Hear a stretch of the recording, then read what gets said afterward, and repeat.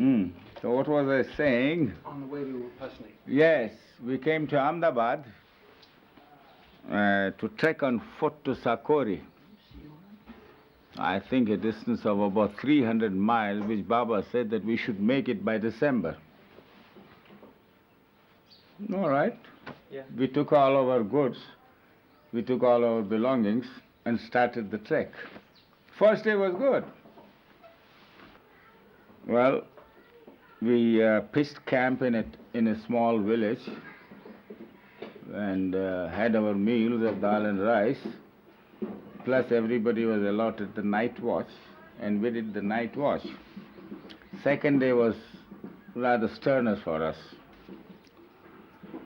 Third day, Baba said, let us hit the railway lines. Let us not go by any other path. If we go by the railway lines, we are sure to reach our destination.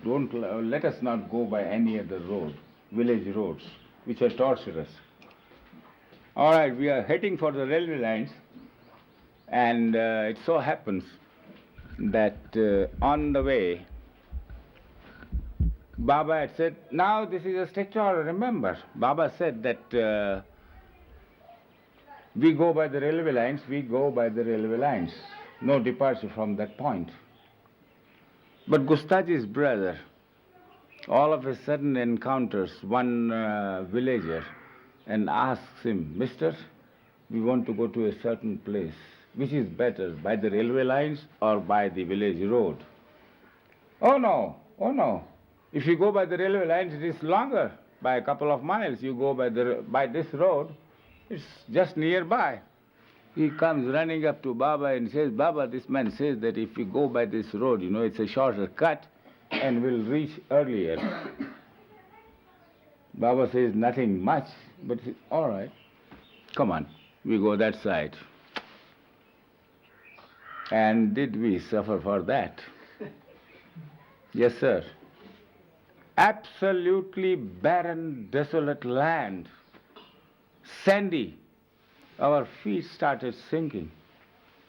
People had blisters, many of the Mandali had blisters. And above all, we used to carry a canteen of water round our neck, just in case we felt thirsty, to take partake of water. But we couldn't take partake of water unless Baba told us to. The sun was getting hotter, and we were getting thirstier. We implored Baba, Baba, please, just a gulp of water. No, come on. You can't drink water on an empty stomach. That's bad for health. All right. Started trekking. Our feet started sinking more and more. Now, during this time, while we were trekking, every Hindu was ordered to say Ram, every Zoroastrian Yazdan, and every Muslim Allah. So everybody was singing that name and trekking. Well, as the journey became more strenuous and as the people became more thirsty, their travail increased. So, instead of saying just Ram, Ram, Ram, oh Ram, you see that painful Ram, that painful Allah, even Ramju Bhai, he just to say, I just can't express how Ramju was explaining. How Ramju was singing Allah, Allah, Allah, in absolute agony. Yes, we were in agony, we were thirsty. So once, after imploring Baba thrice, he said, all right, you take one gulp of water in your mouth, gargle and throw it away. Don't drink it. Right, sir? We took a gulp, gargled and threw it away. Naturally, we couldn't disobey him. Well, we come to our destination somehow or other, trekking through the desert. Many people have got blisters now. Pendu and Ramju are suffering the most. Pendu's tongue has gone dry, absolutely bone dry. He comes and sits near Baba, and he can't speak. Give me water. Baba doles out water. Mind you, after we pitched camp, He gives him a little. After again 2 minutes, he goes and sits nearby. He can't speak. He was so bad. Baba again doles him out water, but even then he doesn't get satisfied. Well, anyway, we pitched camp.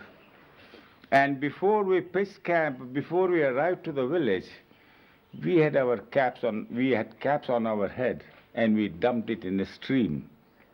The villagers saw it. Who are these people? Where have they come from? Could they be brigands? Have they come to lift up the children and whatnot? There is always a scare in India, these people taking away children and whatnot, which is just nothing, has got no substance in it. Well, the police were informed that some people have come here and they threw their caps in the stream. Please just see. So the police dribbles in. Then he asks, who are you, what are you, where are you from, so and so, so and so. We told him plainly, we are travelers, that's all. Where have you come from? We have come from Ahmedabad. Where are you going? We are going to Ahmednagar. Of all the things, why are you traveling on foot? Haven't you got any mode of conveyance? You people look good. We said, why not? Can't we travel on foot? Don't people travel on foot? We prefer traveling on foot. All right, that policeman goes and the sub-inspector of police calls somebody at the police station to make a statement, to note down a statement. Along with us was a Bombay cricketer called Homi Wajivdar. He was a famous cricketer. He was one of the Mandali. What dress did we have? Well, this is, I think, a better one. What I'm wearing now, well, rather shoddy. Baba says, go to that inspector and explain him everything and tell him that you are Wajivdar. And we are no brigands, we are not thieves, we are not plunderers. Go and tell him, go and pacify him. He goes, he talks to the sub-inspector of police, and he says, yeah, you say you are Homi Wajivdar, huh? How should I know you are Wajivdar? Anybody will call himself Wajivdar. He says, no, I am. Anyhow, he was pacified. We came back. The next day, we went to the town Navsari, where police were still after us. In Navsari, we had a good Baba lover, a famous writer by the name of Sorabji Desai, uncle of Mansari, a very famous man. So when we had taken our abode in a serai, a traveler's bungalow, Mr. Desai came to see Baba. And at the same time, the sub-inspector also dribbles in. So Rabji Desai says, I know these people. You go, don't you worry. They are not brigands, just go away. That man just simply evaporates. So we were not troubled at all. But the Mandali being too tired, having disobeyed Baba's orders, they were absolutely fagged out clean. Well, just before reaching the other town also, we had to cross a river. And up to our chest, we were stuck in mud. Well, anyway, all these ordeals passed through and Baba cried a halt. He said, all right, we go by train. So from then on, we boarded the train and came back here. The journey ended there. Anyway, you see, here, the lesson was we carried the water around the neck and were not allowed to drink. That was a part of our training, how to obey the masters. All right. But during this time, this travel, the Mandali ate solid food, dal and rice, mind you, nothing else. But Baba only thrived on tea and water. Nothing else. And he walked with the Mandali. Only tea and water. Yes, sir, tea and water. Nothing at all. Then we came back to Bombay, and then the trip to Iran, which I had given to Judith the whole story yesterday, which you will know. Well, any questions? Anybody want to ask something? Yes, I'll tell you one thing. Yeah. One incident in 1924, before our second visit to Quetta. In 1924, Baba showed a desire to acquire a white bull and a white horse to be kept here. White horse was already there, Mehera had one. And we bought one white bull. Not a single hair black, mind you. All right. A chap by the name Nervous. His name was Nervous. My name Padri. I was given the charge of the bull, and Nervous was given the charge of the horse. Both of them wild, we both raw. We didn't know how to handle these two creatures. That bull used to butt me and ram me against the wall, and the horse used to rear up on his hind legs and kick us out. Well, we did manage somehow or other, a lot troublesome. Then somebody showed us the trick how to handle the horse by tying a sort of a bit or something, then the horse could be controlled. Well, when this Ahmedabad trip that I am talking about is the sequel to our Quetta trip. So Baba thinks of, Gave's father calls Baba again to Quetta, and we go to Quetta. Baba prepares to go to Quetta. Now what do we do with this bull and horse? He says, go and give it to Upasni Maharaj. Go on. So Padri and Nervous, go, you both take these two creatures, go to Upasni Maharaj, give it to him, board the night train, and join me tomorrow morning for Bombay. From thence we are going to Quetta. There is no time to be lost in between, mind you. All right? A horse box is booked. We board the we get connected. That horse box is connected with the 9:30 train. This morning train was then going at 9:30. We land on the station at about 12. And right from midday till evening, we take these two boisterous creatures.